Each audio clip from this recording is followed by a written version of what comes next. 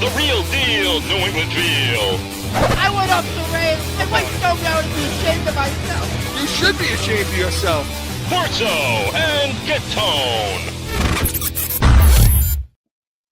Happy New Year and welcome into Corso and Catone, the real deal New England feel. I'm Corso. Catone is here. Joe's with us in the booth. You are watching us on YouTube. And when you're on YouTube, make sure you subscribe. There it is, right there on the screen. Give us that thumbs up. Click that little thumbs up thing. Give us that like. That's what we're looking for. Leave us a comment. We'll play it on the show. Or you can email us in our mailbag, corso.catone. I forgot all the damn stuff now. You don't even know your name today. at gmail.com.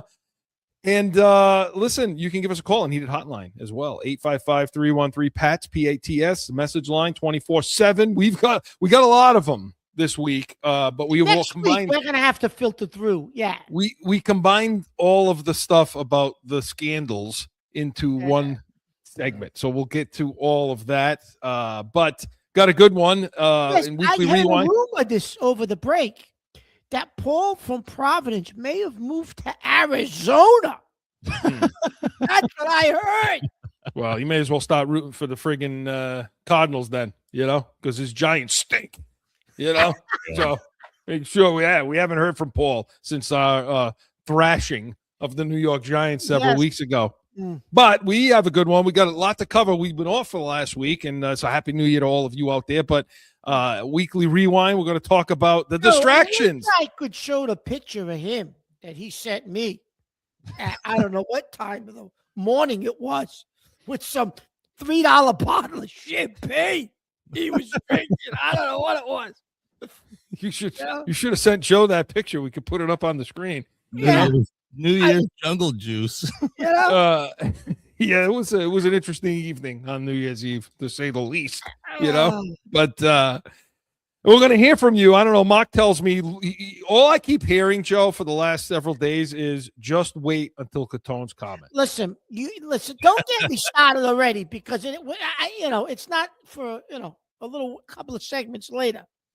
And then we're going to go into Pat's preview and talk about a little bit about the what's coming up for them moving forward. What's this AFC look like? What's the playoff situation look like? But guys, Happy New Year! Happy New Year! Guys. How was your holidays? Well, or should we wait on that, Mark, to ask you that question? Well, no, the holidays were okay. I mean, it was a little bit, it was okay. But the few days leading up to the holidays, you'll hear about in Catone's comments. Was it falsetto? Was it falsetto? Did Santa treat you well, both of you? Yes. Get everything you wanted and everything. Oh yeah. Mm-hmm. Santa we're afterthoughts now, Chris. You and I, we're afterthoughts. Well, which is perfect. Fly under the radar. That's what I say. Be invisible. That's the key. Well, who's not invisible right now? Who's not invisible are the New England Patriots. And my God, we take 1 week off and all the scandals come. Everything. They're full of scandals. The title's appropriate. Can the Patriots? We're going to play the boat. We're going to show the boat again. It's going to be a boat this time. What up? Close. But can the Patriots handle distractions, Mark? We're going to talk about that, and we're going to do it in Weekly Rewind whenever Joe's ready.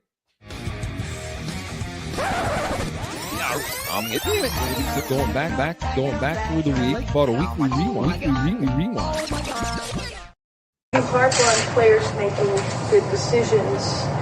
How disappointing is it to have to deal with this type of distraction involving two players with alleged cases against them right now? Sure. Well, I would say not disappointing at all. I think that these are allegations, like you mentioned in your question. It's things that we have to handle, and every day that there's distractions. Some are smaller than others, and I'm confident that we'll focus on the Dolphins, and those two individuals that you mentioned will be able to handle the ongoing legal process. So that, of course, was Mike Vrabel early in the week. And the two individuals that he's referring to, in case all of you have been in a cave like Joe, is Stephon Diggs and Christian Bondmore, respectively. Charges against Diggs are a felony strangulation, misdemeanor assault and battery.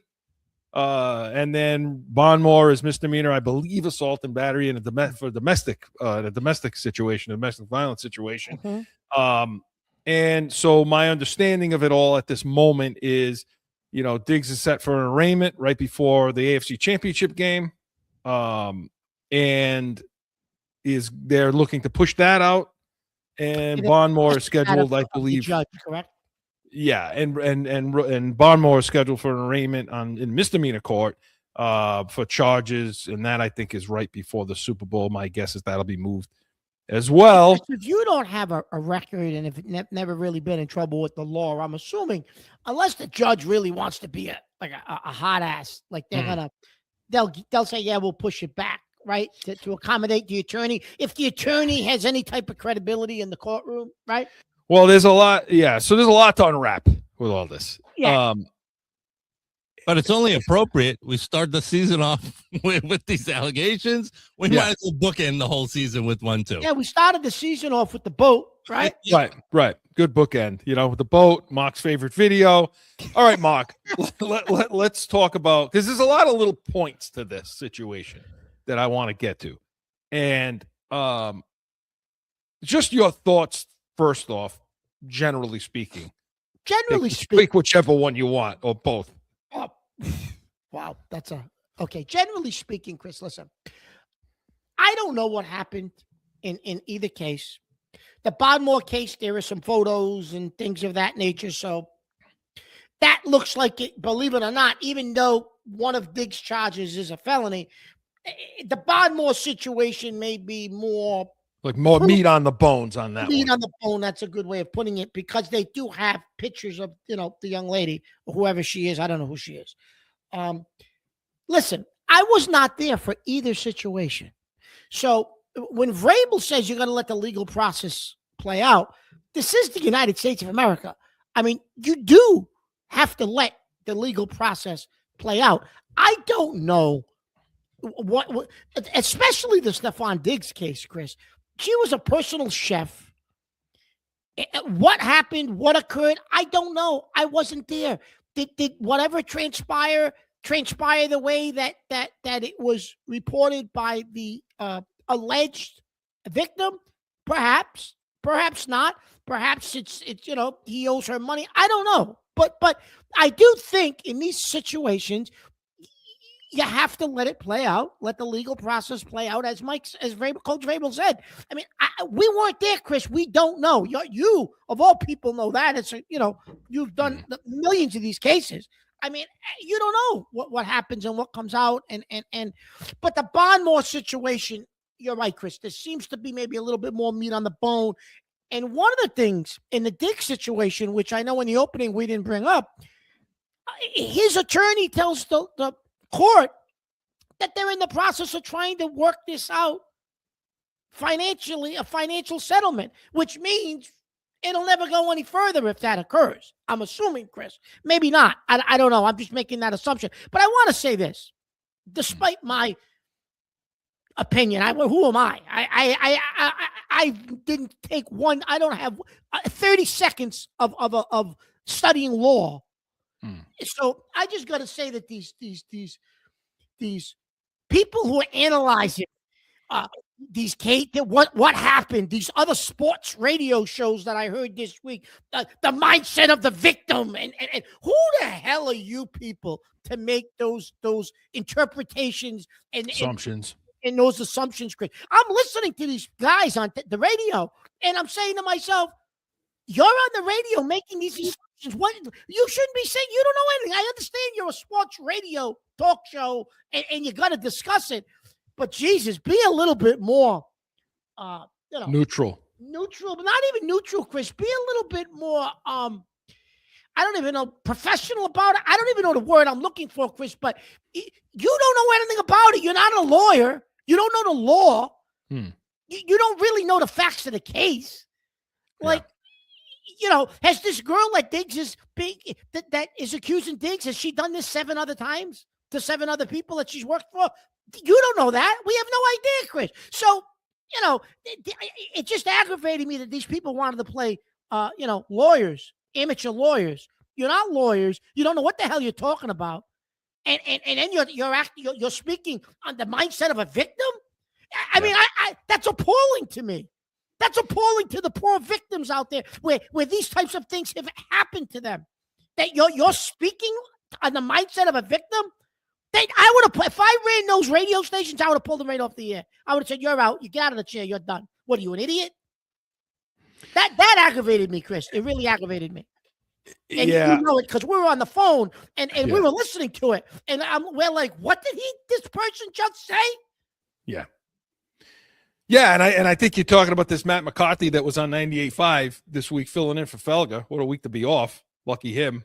Talking about, and you're right, Mark. I've handled thousands of these, both as a prosecutor and a defense attorney. Okay, and right now they're allegations, like Vrabel said. Massachusetts, again, I'm licensed in Arizona, not Massachusetts, so it's a little different as to how it's done. But my understanding is until there's an arraignment, these are charges, yes. But until there's an arraignment, or until I don't know in the case of the felony if there's an indictment that's been brought down yet, or if that's going to yet happen, a probable cause determination, all that stuff is happening. So how real are the charges at this moment? I'll try to avoid getting into all the legalities and the boring part of all that crap. I will say this, as it relates to what you said, the second half of what you're talking about. It pisses me off a little bit too. Like, you can't come out and say, okay, nobody liked what Vrabel had to say. And it was the part in what we just played where he said, well, I'm not disappointed at all. People heard those words, and he walked right in. I don't know who the hell's helping him or who talked to him ahead of time before he walked out there, but somebody should have, because he walked right into it. It was embedded. I'm not saying the reporter, she's reputable. I'm not saying she tried to trap him in something, or anything. That's not what I'm saying. But embedded in the question was the word disappointed.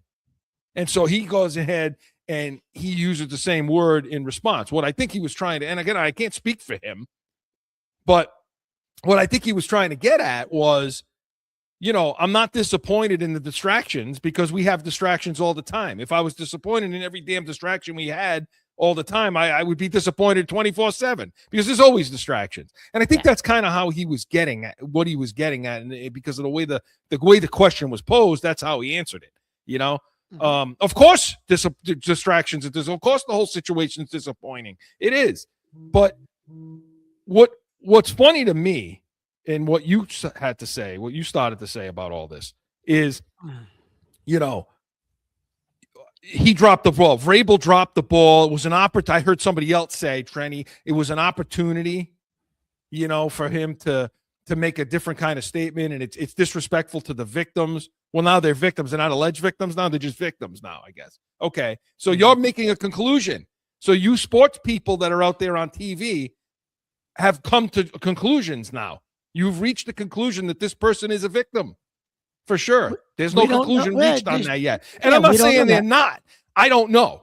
Like Mark said, I have no idea what the hell happened. I wasn't in the room when it happened. Neither were they. So, they need to be careful. Be careful, because you stay in your lane, I guess is my point.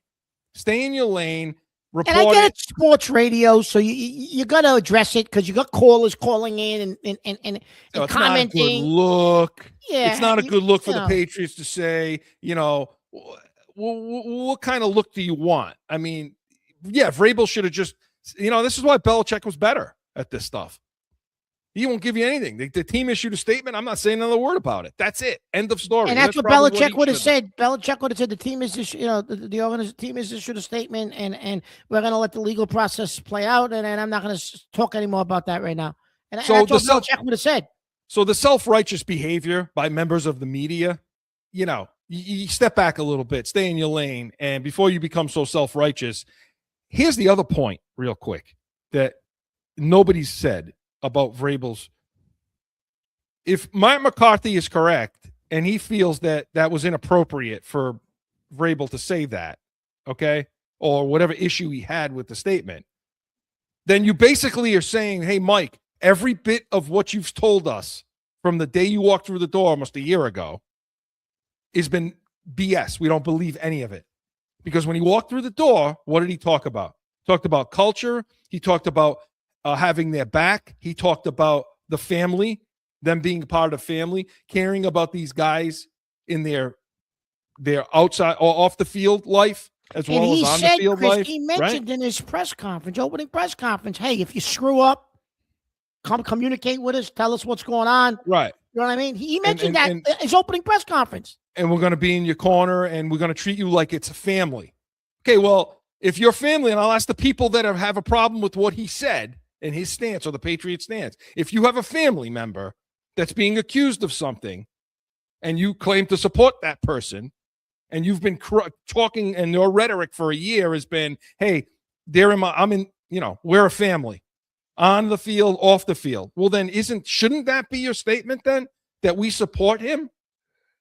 And then when the shit comes down, then we'll decide, hey, you need to be disciplined. You did the wrong thing. We see it. It's all been adjudicated and it's done. And now you got to be punished and disciplined and so on. But in the meantime, if you say that him standing behind his player and making the statement that we support him, that's too strong, then that means you didn't believe 1 ounce of word he said for the past year. That you didn't buy into the culture that he brought to the table. Because I'm sorry, for the last 4 months, Mark, all I've been listening to is all these sports people give him credit and kudos for the culture that he's created here, for the atmosphere of players trusting in the system, in the culture, and feeling like they're part of something bigger than themselves. And along those lines, Chris, if Diggs categorically denies that incident ever occurred, so what is Vrabel got to be disappointed in?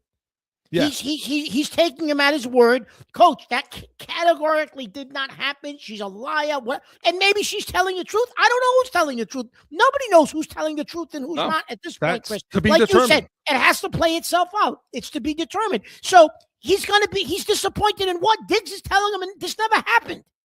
So you're going to say in the media, I'm very disappointed? Well, to your point, Kristen, that's not standing by your players because you're disappointed in what? He's telling you it didn't happen. 3 months from now, if it's determined it happened, to your point, Chris, okay, now you want to make a different statement. Maybe there's some discipline handed out by the organization. That's different. But right now, what else is there to say? I mean, could he have said it a little differently? Yeah, perhaps, right? Yeah. But that's how the question was proposed. I mean, yeah. Like Trenny Casey and Matt McCarthy and these guys out there that are talking like this. Listen, you're basically telling us that everything you thought he said, okay, everything you thought Doesn't mean shit. everything he said up to this point. This is a guy who's backing up his words. He's backing up the culture that he created. I have no problem with him. If that's what they want to do and that's the culture they created and that's they're going to support their guys as if they're part of a family, then he's just staying consistent to this point. Nobody is sitting there. Vrabel never got up and said, oh, we agree with this kind of behavior if it's proven true. No, he's not saying that. Nobody does. Of course not. But he's going to support his family members until it's such time that it's time to do something about it. If this plays out and both incidents turn out to be 100% true and the charges and these guys, whatever happens with the legal system, well, then like I said, Chris, then that's a different type of a statement. And maybe the team's doing something different. And maybe there's some sort of discipline handed out by the team or the league. Who knows? But we're a long way from that point. Yeah. Yet. And if you're going to say, well, okay, point. You sent a car service for her. For the Bondmore thing happened in August. Okay, this other situation with Diggs. You sent the Diggs. car service to take her to Delaware. That's what I applaud I applaud you, New England Patriots, Bob Kraft and company, because you provided a service to a situation. And I don't know if all teams do that, But I applaud the Patriots for doing things like that. If there was something going on, she says, well, they obviously knew about it because I don't know how much of it they knew. I don't know that Barnmore didn't call and say, I need a car service for my, whoever this is, and then didn't go into further detail about it. I don't know. But the team provided a service for its players and affiliate players' family. That's a good thing. That's what you want to see. You're not going to come down on them for it now. Well, you knew about it and you hadn't put anything in place to fix the problem. Well, you're assuming that you're assuming a lot of things. And that's my problem with these guys is the assumptions that have been made. Like, I have no problem with the way Mike Vrabel handled it. I have no problem with the way the team has handled it. I have no issue, not whatsoever, because you're just backing up your words that you've spoken for the last year, Mark. So, yeah. And I know, Chris, you were a little concerned when it first broke about how Mr. Kraft would handle it because he is. And that's the angle that nobody has mentioned. Go ahead. It was your point. Go ahead. I know we're over. Listen, Bob Kraft. It's your point. Bob Kraft's trying to desperately. I'm saying desperately. He's trying to get into the Hall of Fame. Okay, and they're going to vote on this. So yeah, one of the things I thought of was, is he gonna? Because part of, I think, why he's been held out is Spygate, Deflategate, all the scandals that surrounded the Patriots. Well, here's another one. And so now how he handles this, how is Bob Kraft going to handle this? I was worried, hey, is he just going to snap judgment, cut these guys or whatever, based on the fact that he's got to look good for the voters? And I'm glad that's not happening because that would be the wrong reason to do it, But that is a point that nobody's brought up. That's kind of another wrinkle to this, to this situation. Yep. So, hey, listen, like I said, and the league has come down, by the way, with their conduct policy, and they've basically said they're not going to do anything until there are until it plays out, until there are triggers, until there's an indictment, until there's an arraignment, until the prosecutor. They're not going to do anything, Chris, until at least I'm assuming until there's an arraignment for both of these guys. I mean, Diggs' arraignment may not happen until the season's over. So, and both of them will probably happen when the season's over, perhaps. So, right. And I think there's a very good chance that they get their continuances and they continue these arraignments out. So, a lot going on. That's not football, but we wanted to talk about it. Wanted to give our 2 cents on all of this. And what we think. But this portion of Weekly Rewind was presented by the Pats Nation, Sundays, 8 a.m. Eastern. Hey, tomorrow, tune in. We're going to have our preview of the Miami Dolphins game, but we're also going to talk about the details of some of these other games that are going on, the path to maybe the number 1 seed, the path, who do we think we're playing, who are we afraid of. So make sure you tune into that. But we come back, going to stay in Weekly Rewind, talk a little bit about our picks and moving forward. Stick around.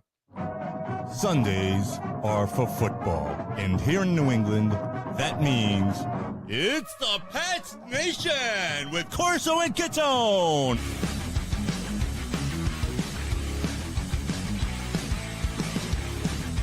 Sundays, 8 to 9 a.m. Jeff, man, he means a lot to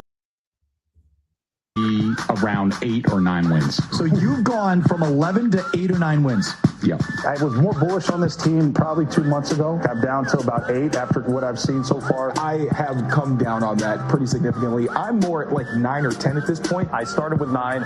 I'll stick with 9. I'm at 9 too, and that's where I was when the schedule came out. 8-ish wins is about right. I think the ceiling for the team is 9 wins. I don't think they make the playoffs. I think the ceiling for them is 6. You're 6-11, but competitive. Disaster. Do you think the Patriots are going to make the playoffs? At 9 and 8. At 9 wins? Let's see.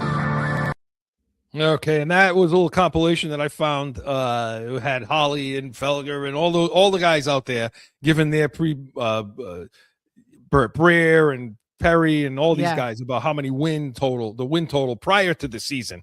Mark and I were both on that list of 6. I think you and I had 6 or 7 wins. Yeah, tops. we were both around Joe, I there. think, had 8. Yeah, we were right around maybe 6, 7 wins around there. So everybody was wrong, obviously. Yeah. So okay, Mark. Let's because coming into this last week, it's a nice time to look at kind of why is this team pushing 14 wins right now? What if you could point to one thing and say this is the reason? Well, I think the easy thing, Chris, to point to is Drake May, right? Yeah. I mean, you look at the development he has shown between last year, this year. Now, do you say it's Drake May? Do you say it's Josh McDaniels because of what he's done with Drake May? You know, I the number one reason to me, I have no issue saying Drake May. Yeah. I mean, what the strides, what he's done, how he's progressed in this offense. And let's not forget what we talked about coming into the season. This is a tough offense to learn. It just is. And from all indications, they haven't held back. You know, the whole bucket that was the whole thing we were worried about at the beginning. We're like, okay, but how much of this offense will he give him? You know, and he seems to have opened it up as the season's going on, Chris. I think he's got the whole gamut. He just seems to progress week to week to week. Like, the one thing that I can say about May watching closely is he doesn't make a lot of the same mistakes twice. You know, he learns from what he sees, okay? And how much command he has at the line of scrimmage. Yeah. You know, I tell you what, he's done a fantastic job in protections. I mean, this offensive line, you know, your left side of the offensive line has been out for a while. I mean, you've had guys in and out of there. Lowe had a bad game against the Jets too. And he just seems to keep getting them in the right plays. The way he's reading defenses, and it isn't like our defense it's not a type of offense where you're reading across the field. You're reading the situation. Why it's so hard is you have to look at the situation, is how he's looking at it as a quarterback and what players are doing in reaction to a defense, and then things happen. And so I think, to me, he's the number one reason, Mark, that this is happening. You know? No, I agree with that. And I'm going to tell you something else, Chris. An example of that is, and we didn't get a chance to obviously to break down any of it. We will a little bit tomorrow, on Corso Pats Nation tomorrow. But the Baltimore game, the touchdown to Williams, right? That he throws to Williams. When you go back and look at the tape, he looks and freezes the safety because there's supposed to be safety help on that, getting over the top, Chris, to help the corner. And he freezes that safety momentarily by looking that way. The safety hesitates because you don't know where he's going with the ball. And then he throws it over the top to Williams. The safety tries to get back over to help the corner, who, by the way, was Baltimore's best corner. But him freezing the safety, Chris, is just an example of how he has progressed in this offense. Do you know what I mean? Yeah, absolutely. And again, and against the blitz as well. Yeah. When teams have made the mistake of trying to blitz this kid, he's made them pay. He's almost perfect. I mean, to complete 90% of your passes and throw for 5 touchdowns, we're seeing things that we haven't seen. Believe it or not, we're seeing things we haven't seen before.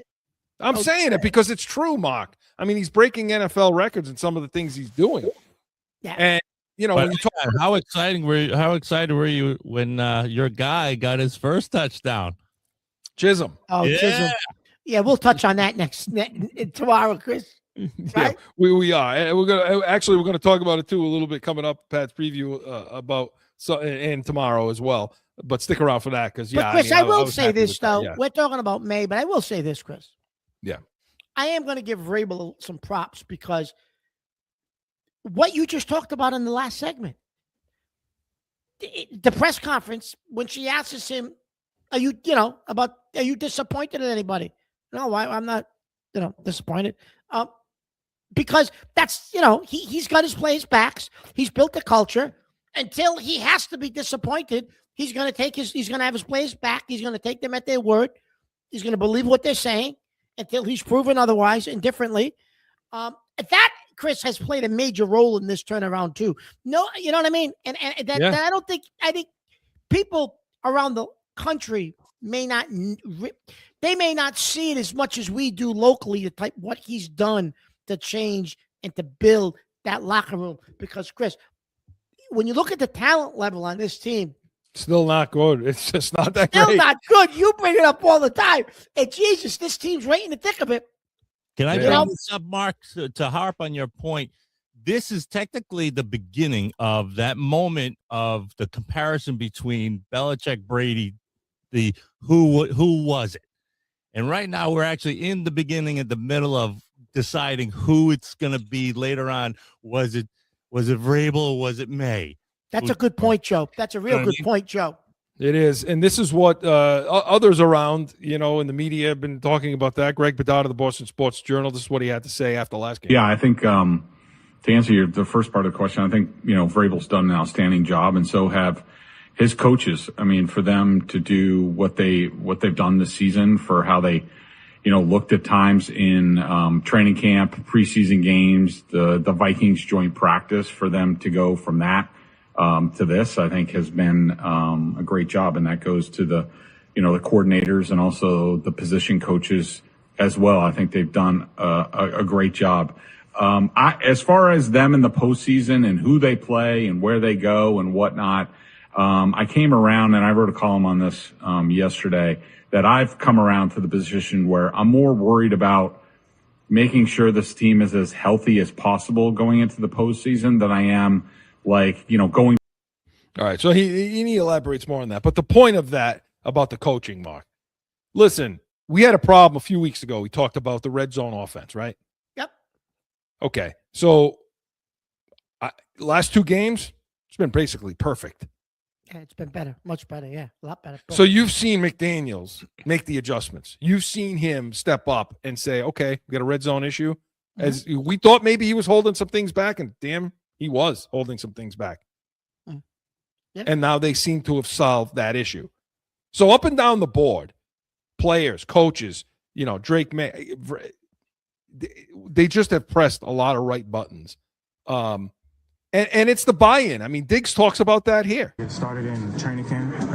When you build an identity and you try to figure out what kind of team you have and what you're good at and the things you might not be as strong at, but kind of banding together throughout that season. And it was a tough road. Like, it was a lot of close games. Even starting off with Miami. Miami, we had some special teams. We had a lot of complimentary football. So I feel like that kind of played a part in where the direction we went. Luckily we won, but it kind of gave us that, okay, we can play with anybody. We can close out some tough games. We can find a way to win. So now that we kind of fast forward at this point, it's just like carrying that identity and it kind of standing true to what we believe in and working hard and finishing. And, we're on the right track. Yeah. So that was Stefon Diggs talking about, again, what you're discussing. I don't see other teams right now. If you look at the playoff teams that are out there right now, and you and I watch this stuff closely, you're just not seeing that kind of buy-in everywhere. Certainly not in places like Philadelphia. Oh, no. Philadelphia, Chris, is the most talent in the league. And they just can't get it right. Every week is a struggle. Even against last week against Buffalo, which we're not going to get into that in this segment, but my God, Yeah. But you're right, identity. And that identity was built by Vrabel. So how far can it take him? I mean, we're going to talk about that, and what are some other things, on the offense, on the defense, things that we can look at to say, okay, what's improved? What hasn't? What should we be concerned about? We're going to talk about that later on in Pat's preview, but Weekly Rewind was presented by Corso Law Group, corsolawgroup.com. Hey, we got a wedge in between there because, we want to talk about the offense. We want to talk about the defense. But I'm dying, Joe, dying to get to Catone's comments today because I want to know what the hell went on for the last 3 weeks. All that and more, no flipping.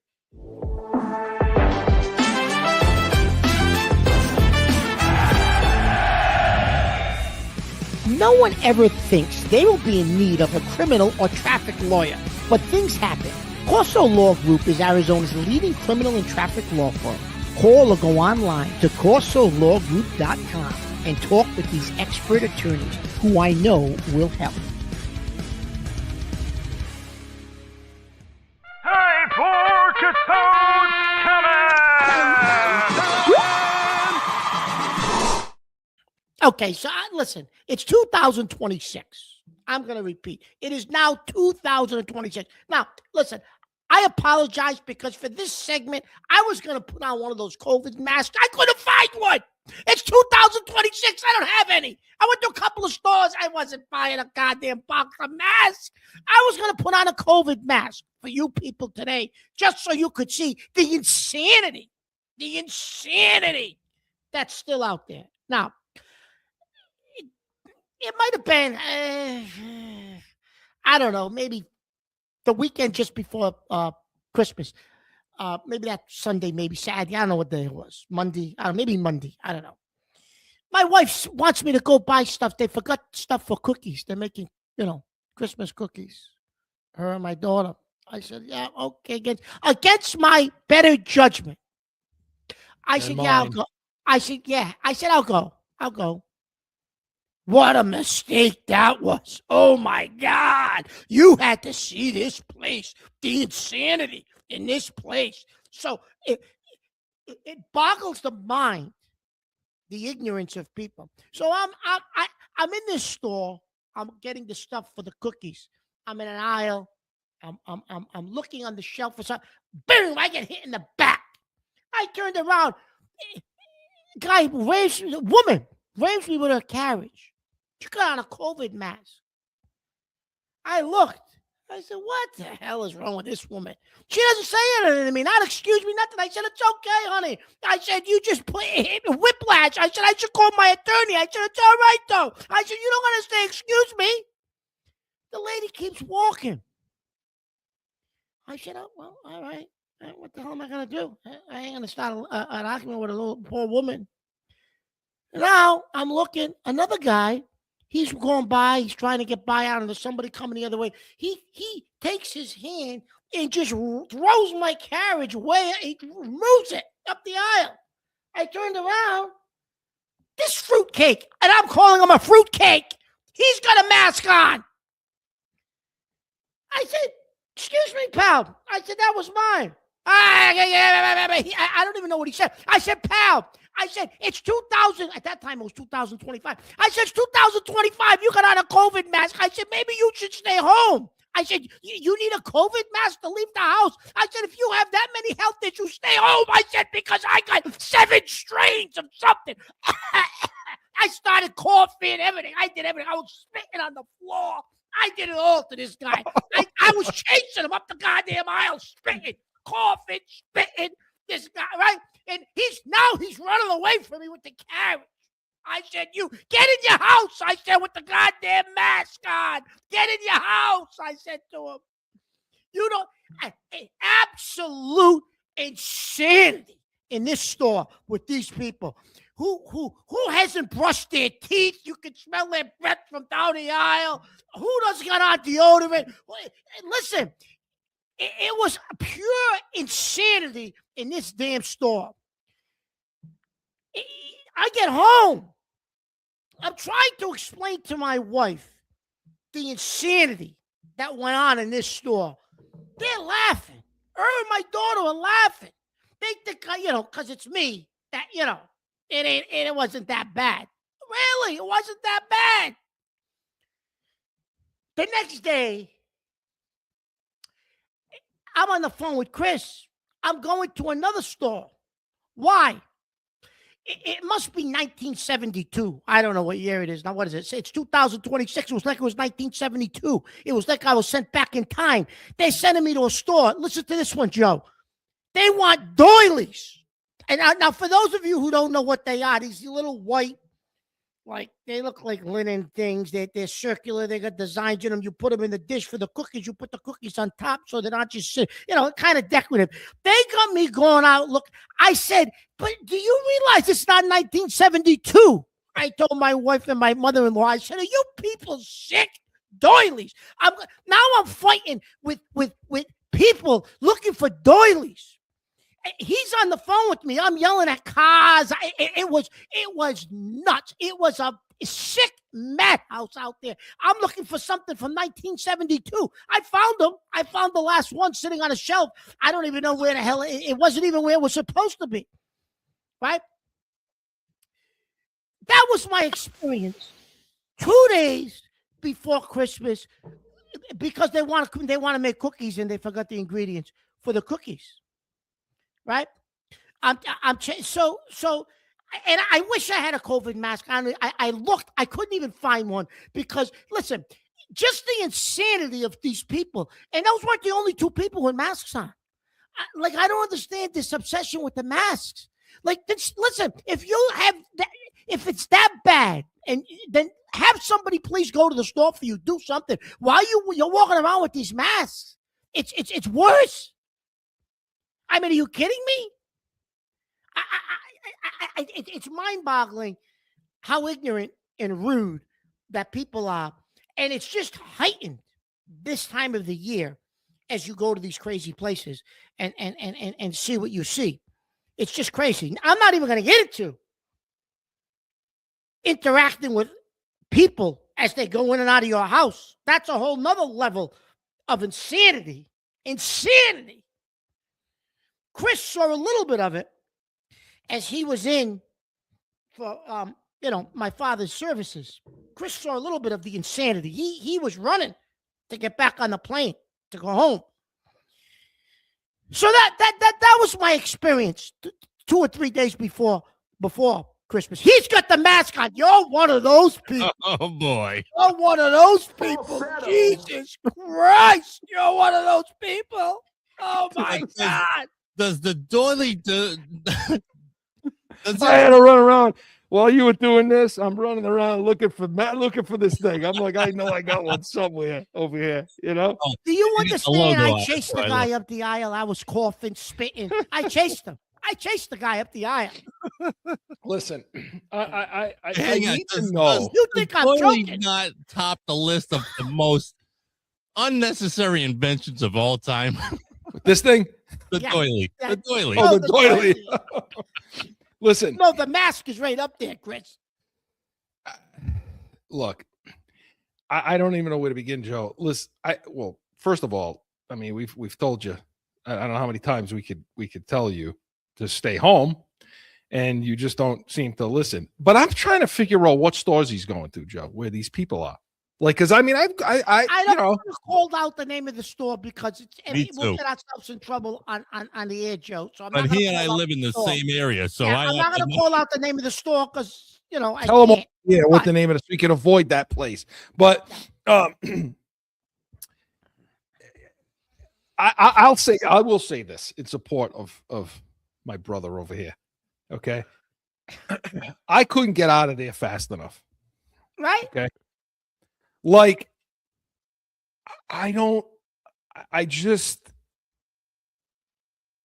about you bought a TV? We went back to the store 3 times. We went back to the store for the television. We can't tell that story. We can't tell that story.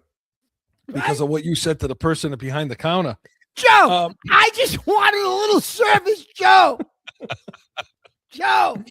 The kid didn't know what he was doing. We were trying to, we bought the TV and the TV was broken. We bring it back. We set it up. The whole face of it's crushed, set up back in the car again. Now I don't understand. Joe, he doesn't understand the traffic coming back with the TV. Oh my God. One lane going each way. So what that means is when somebody wants to take a left in front of you, you got to sit there and wait. It's all over. I put the thing in the phone, the map thing to get somewhere. It says 2.4 miles, 25 minutes.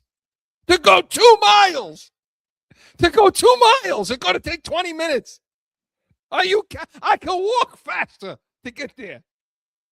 Well, we bought the TV. It was broken. We bring it back, and now they're trying to return it. I bought it 20 minutes ago. Yeah. He's screaming. He just bought it 20 minutes ago. He got the receipt. Give me a new one. And then finally he said to the girl behind the counter, "Why don't you?" He's like, "This kid doesn't know what he's doing over here. Why don't you come out from behind there and you take it?" Joe, it was. I don't know if I said it quite like that, but he's trying to be nice on air. I'm cleaning it up. He's cleaning it up, Joe. Doilies, huh? Doily. Joe, 1972. When's the last time you heard that word, Joe? Well,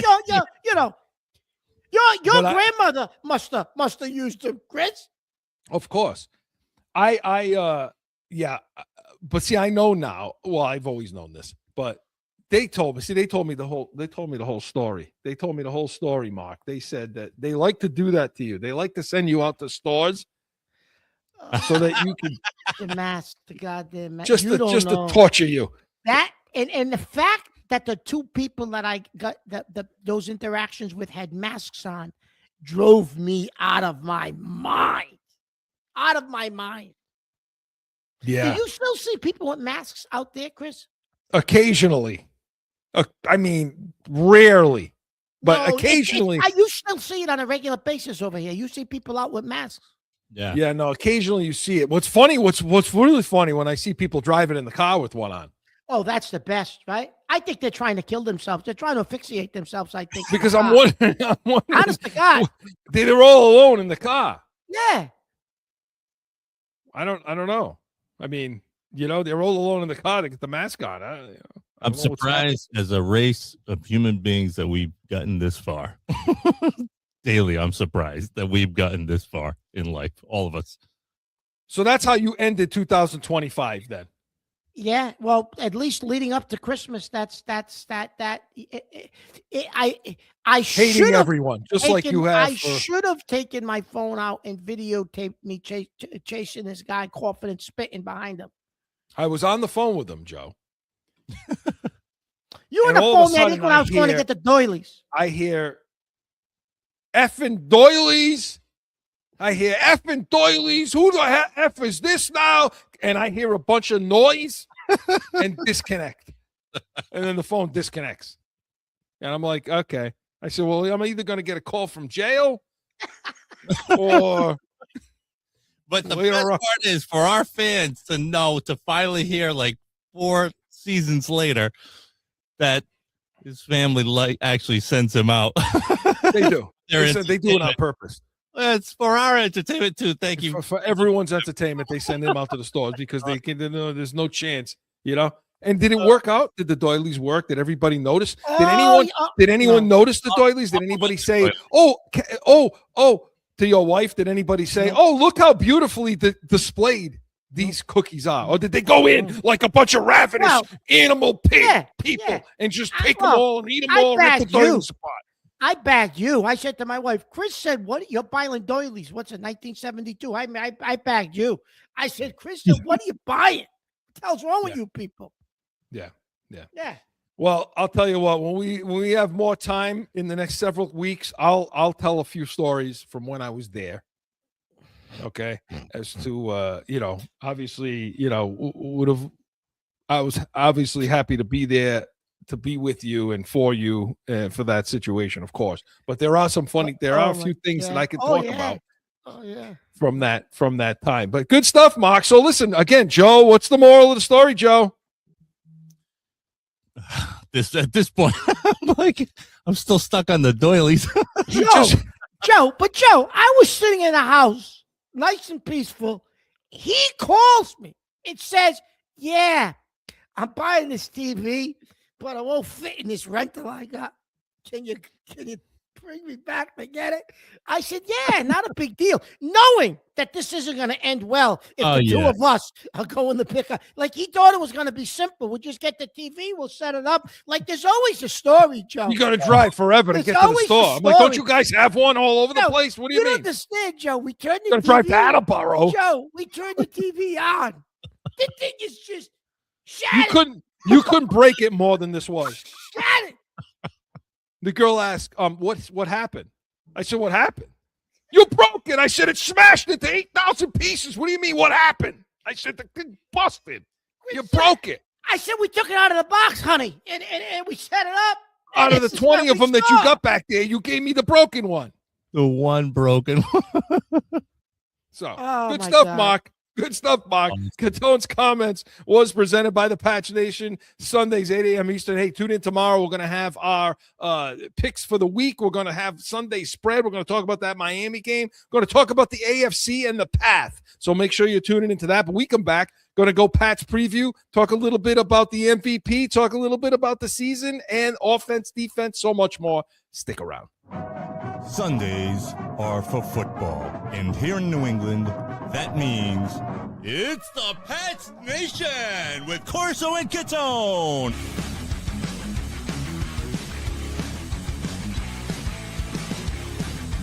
Sundays, 8 to 9 a.m. Back in with more Corso and Catone, the real deal New England feel. All right, we're up against it. Let's talk a little bit about this Patriots offense and defense and the rest of the AFC. Going to do it in Pats preview. Going to do it right now. Pats preview.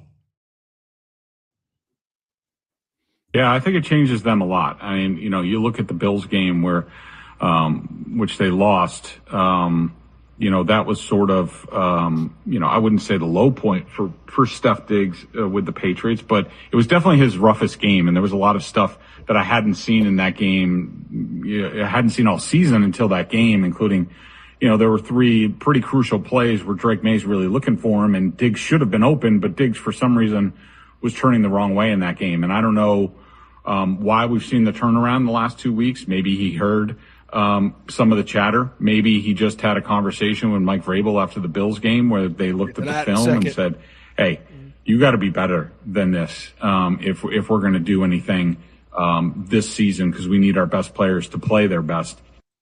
Yards from 1,000. What would that personal milestone mean to you this year? Well, we didn't get to finish the game today. I was even telling my teammates I was a little mad at myself that I didn't squeeze the lemonade. We have like a little rule: squeeze the lemon and make fruit punch. Don't come back with lemonade. I ain't asked for lemonade. So I just feel like I wish I would have got more out of the opportunities that I did get.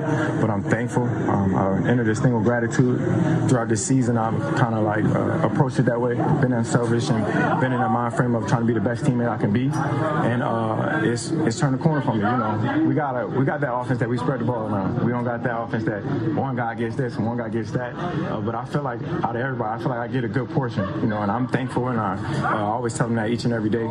So reaching that milestone will just be another. I feel like individual success breeds team success, but it's been a long way. And I kind of told y'all in the beginning of the year, I wasn't aiming for numbers and I wasn't aiming for this. So I just wanted to win, and I still want to win. So if it's in the cards for me next week, fingers crossed. But I'm going to go in with the mindset I'm just trying to win, and I'm going to do everything I can. That, of course, was Stephon Diggs and Greg Bedard of the Boston Sports Journal talking about Diggs. Mark, is he next to Drake May? So we've talked about Drake May. What are the reasons for this team, success, and so on? Next to Drake May, is this the MVP of this team, or at least the offense? Offensively, yes. Yeah. Offensively, yeah, Chris. He's the straw that stirs the drink, right? Obviously, besides Drake May, and the games that he's really engaged in, and really, those are the games where they're playing their best offensively, and when they need a big play, he'll look to him.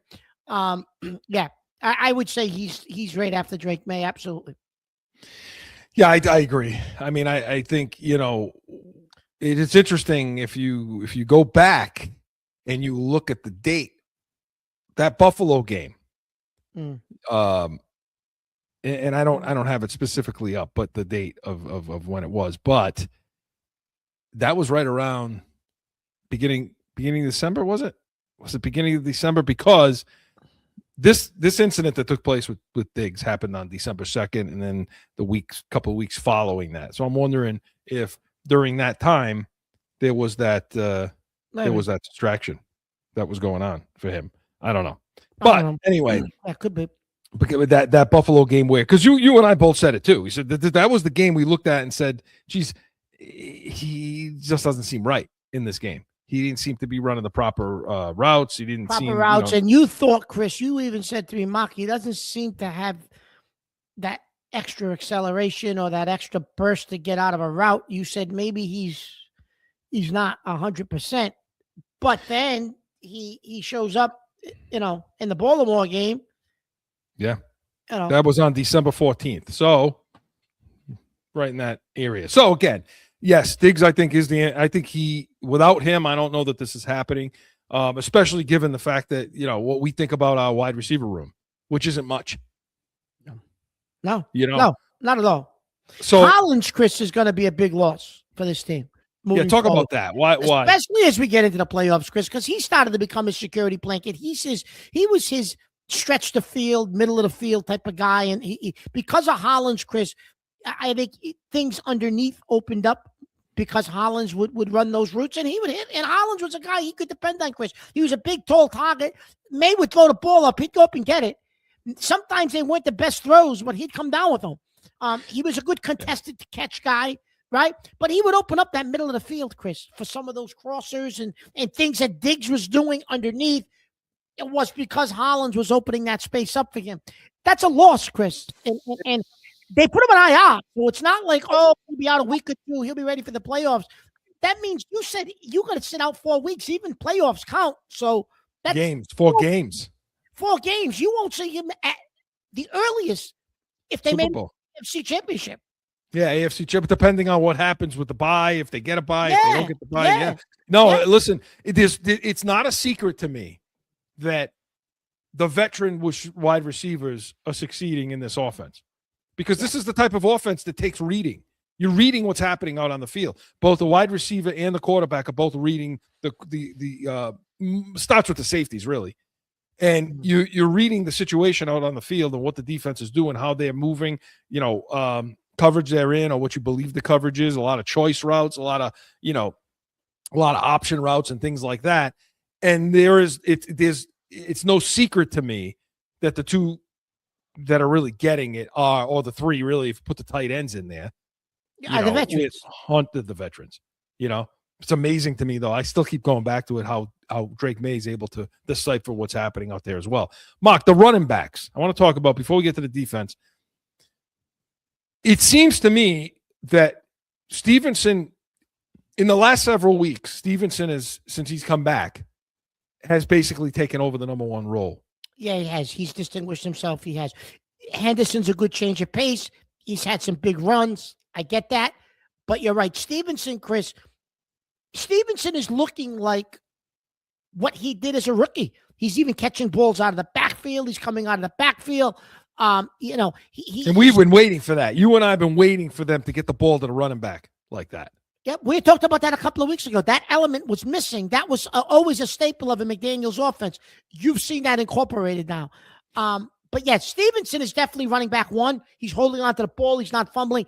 And it's a good combination, Chris, when you can bring Henderson in off the bench. Absolutely. It's a great combination. Yeah, that corner out that Stevenson ran in that Jets game, release out of the backfield through the BC gap. Love that play, especially when you're dealing with too high, or when you're dealing with as it's delayed and he actually chipped before he came out of the backfield. Yeah, excellent job. And his jump cut. That touchdown at the end, I think in the Baltimore game. The Baltimore game, Chris, yeah. When that was designed to go left, he saw it ahead of time. He jump cut to the right, bounced through two gaps, and off he went. And so his vision right now is good. Is real good. I think much better than Henderson at this moment. So he's going to be a key. Offensive line wise, you need Campbell back, you need Wilson back, you need to get intact. And I think those guys will be back. Yeah. So now on the other side of the ball, Mark. If we don't go far into the playoffs, is the defense going to be the reason? Yes, absolutely. Yep. Why? Well, Chris, they can't. First of all, since I don't know, week 10, they have proven that they cannot stop the run. Now that kind of coincided with some injuries too. Tonga's been in and out of the lineup. Milton Williams hasn't helped. Spillane hasn't helped. Going back to that Buffalo game, Chris, I still think if Milton Williams and Spillane are on the field, you need just one stop probably to win that game. I have to think with those two guys on the field, maybe you get one stop. Maybe Williams gets a sack or something. But yeah, Chris, it was appalling. Baltimore took Henry out of that game. They basically did you a favor because you weren't stopping him in that game. That should be a fireable offense. Game. Yeah. Then all of a sudden, the next game, he gets over 200 yards rushing because they keep feeding him the ball. So, yeah, the defense, Chris, I think if we don't get where we want to go, I think it'll be because of the defense. I don't think it'll be because of Drake May and the offense. Yeah, I agree. We've said it. We've said it from the beginning. The middle of this defense is an issue. Covering tight ends is an issue. Setting edge. Dealing with the running back. And even when they were all season long, when they were number one against the run or they were high up there against the run, and I kept telling you, don't believe that because I don't like what I'm seeing. Right. Teams are not dedicated to running the ball against them. I watch teams all season long decide not to run the ball against them. And when teams that decided to do it were able to do it with relative ease. Yes.